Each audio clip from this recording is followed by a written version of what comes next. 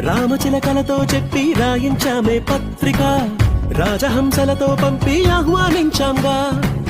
కుదురుగా నిమిషం కూడా నిలబడలేమే బొత్తిగా, ఏమాత్రం ఏ చోట రాజీ పడలేక.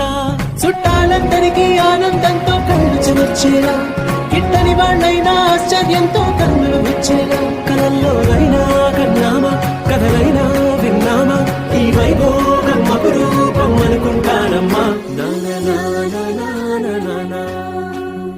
అందాల కుందనపు బొమ్మవని జత చేరుతున్నా